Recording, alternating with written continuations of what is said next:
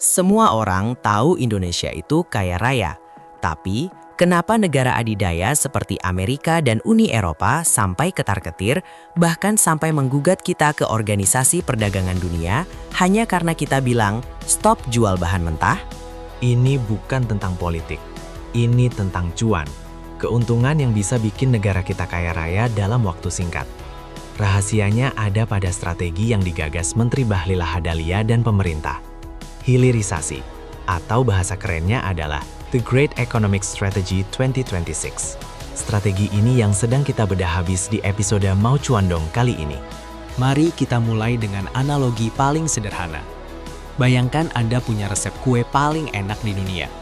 Tapi, alih-alih menjual kuenya, Anda malah cuma menjual tepung terigu mentah, gula, dan telur ke toko sebelah dengan harga murah.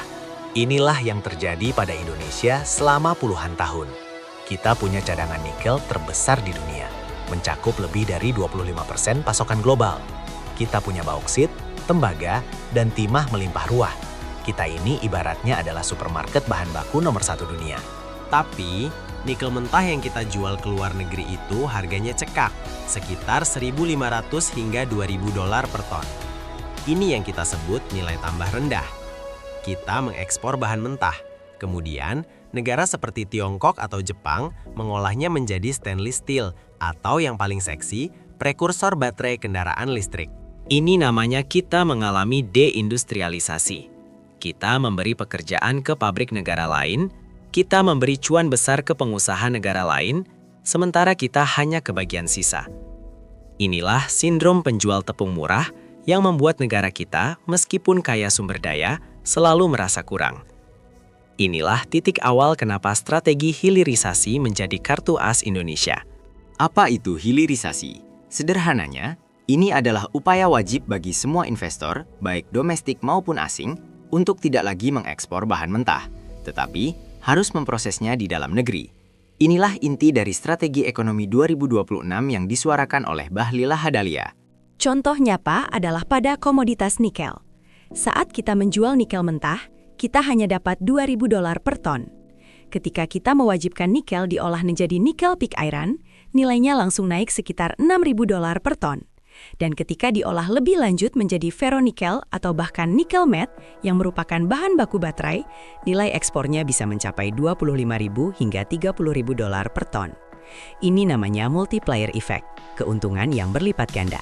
Sebelum larangan ekspor nikel berlaku pada tahun 2020, nilai ekspor nikel Indonesia per tahun hanya sekitar 1,1 miliar dolar. Setelah hilirisasi berjalan, Menteri Bahlil mencatat nilai ekspor produk turunan nikel kita, seperti stainless steel dan material baterai, melonjak drastis hingga mencapai 33 miliar dolar per tahun. Itu peningkatan hampir 30 kali lipat hanya dari satu komoditas. Strategi pemerintah ini menargetkan pada tahun 2026, kita akan memperluas larangan ini ke komoditas lain, seperti bauksit, tembaga, dan timah. Targetnya jelas, menciptakan rantai pasok dari hulu ke hilir, membuat Indonesia tidak hanya menjadi penambang, tetapi menjadi produsen dan pemain kunci di industri global, terutama di industri kendaraan listrik.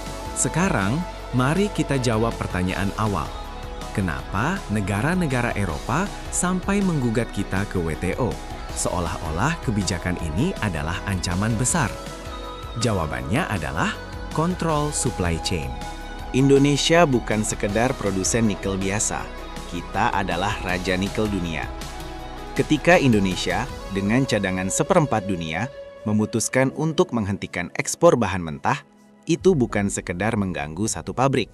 Itu adalah pukulan telak yang mengacaukan seluruh rantai pasok global. Mereka terpaksa membawa modal, teknologi, dan pabrik mereka langsung ke Indonesia untuk mengolah bahan baku di sini. Ini adalah kekuatan negosiasi yang baru dimiliki Indonesia. Dulu, kita hanya bisa pasrah dengan harga yang ditentukan pasar. Sekarang, kita yang menentukan syarat. Jika Anda ingin nikel kami, Anda harus investasi di sini.